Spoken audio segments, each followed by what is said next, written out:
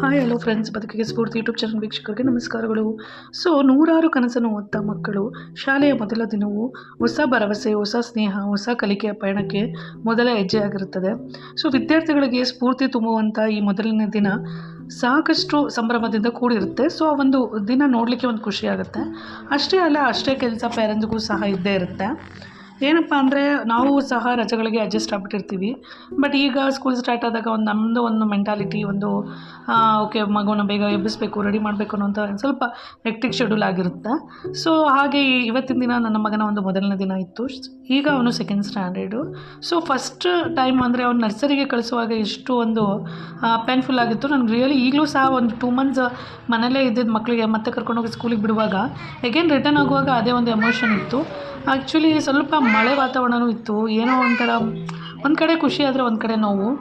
ಯಾವುದೇ ಒಂದು ನೆನೆಸಿಟ್ಟಿರೋ ಕಾಳುಗಳಾಗಿರ್ಬೋದು, ಫ್ರೂಟ್ಸು ಮತ್ತು ತರಕಾರಿಗಳು ಇವು ಯಾವುವು ಇಷ್ಟನೇ ಆಗಲ್ಲ ತಿನ್ನಲಿಕ್ಕೆ. ಅದೇ ಒಂದು ಬೇಜಾರು ನನಗೆ. ಹಾಗಾಗಿ ನಾನು ಸ್ವಲ್ಪ ಆಲ್ಟರ್ನೇಟಾಗಿ ಏನಾದರೂ ಒಂದು ಪ್ರೋಟೀನ್ ರಿಲೇಟೆಡ್ ಫಸ್ಟ್ ಮಾಡ್ಕೊಡ್ತೀನಿ. ಸೊ ಮೇಜರ್ಲಿ ನಾನು ಅವನಿಗೆ ಇಷ್ಟ ಆಗೋದು ದೋಸೆ. ಸೊ ದೋಸೆನೇ ಮಾಡ್ತೀನಿ, ಬಟ್ ಡಿಫ್ರೆಂಟಾಗಿ ಅಂದರೆ ತರಕಾರಿಗಳನ್ನ ಅಥವಾ ಕಾಳುಗಳನ್ನ ಯೂಸ್ ಮಾಡಿ ನಾನು ದೋಸೆ ಮಾಡ್ತೀನಿ. ಸೊ ಇವತ್ತಿನ ದಿನ ಹೈ ಪ್ರೋಟೀನ್ ದೋಸೆ ಮಾಡಿದ್ದೆ. ಹೆಸರು ಕಾಳು ಮತ್ತು ಅಕ್ಕಿ ರಾತ್ರಿ ನೆನೆಸಿಟ್ಟಿದ್ದೆ. ಸೊ ಬೆಳಗ್ಗೆ ಅದಕ್ಕೆ ಒಂಚೂರು ಮೆಣಸಿನ್ಕಾಯಿ, ಕರಿಬೇವು, ಶುಂಠಿ ಮತ್ತು ಸ್ವಲ್ಪ ಜೀರಿಗೆ ಹಾಕಿ ರುಬ್ಕೊಂಡೆ.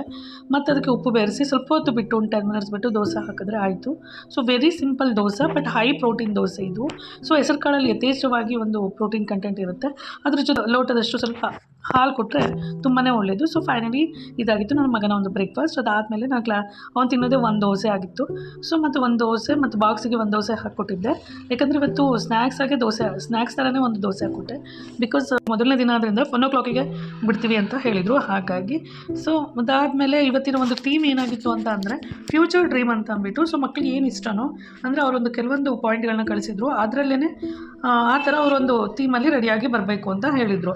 So scientist, astronaut, coder, technology expert, designer, digital future innovator, ಈ ರೀತಿ ಒಂದು ಸ್ವಲ್ಪ ಟಾಪಿಕ್ಸ್ನ ಕೊಟ್ಟಿದ್ರು. ಬಟ್ ಅದರಲ್ಲಿ ಇದ್ದಿದ್ದೇ ಈಸಿ ಅಂತ ಅನ್ಸ್ಬಿಟ್ಟು ಸೈಂಟಿಸ್ಟ್ ಆಗಿತ್ತು. ಸೊ ಹಾಗಾಗಿ ನಾನು ಪೇಪರ್ ತೊಗೊಂಡ್ಬಿಟ್ಟು ಅದ್ರ ಮೇಲೇ ಒಂದು ಸ್ವಲ್ಪ ಕೊನಿಕಾ ಫ್ಲಾಸ್ಕು ಇದೆಲ್ಲ ಕಟ್ ಮಾಡಿ ಹಚ್ಚಿ ಹಿಂದ್ಗಡೆ ಯಂಗ್ ಸೈಂಟಿಸ್ಟ್ ಅಂತ ಬರೆದು ನಮ್ಮ ಹಸ್ಬೆಂಡ್ ಬರೆದು ಕೊಟ್ಟರು. ಸೊ ಹೀಗೆ ಅವನಿಗೆ ಆವತ್ತಿನ ದಿನದ ಒಂದು ಥೀಮ್ ಹಾಕಿ ಒಂದು ಎಂಟ್ರಿ ಆಯಿತು. ಸೊ ಸ್ಕೂಲಲ್ಲೂ ತುಂಬಾ ಖುಷಿ ಆಯಿತು. ಬೇರೆ ಮಕ್ಕಳನ್ನೆಲ್ಲ ನೋಡಿ ಚೆನ್ನಾಗಿ ರೆಡಿಯಾಗಿ ಬಂದಿದ್ದರು. ಸೊ ಪ್ರತಿಯೊಂದು ನೋವು ಒಂದು ಪಾಠನ ಕಲಿಸುತ್ತೆ, ಪ್ರತಿಯೊಂದು ಪಾಠ ವ್ಯಕ್ತಿಯನ್ನು ಬದಲಾಯಿಸುತ್ತೆ ಅಂತ ಹೇಳ್ತೀವಿ.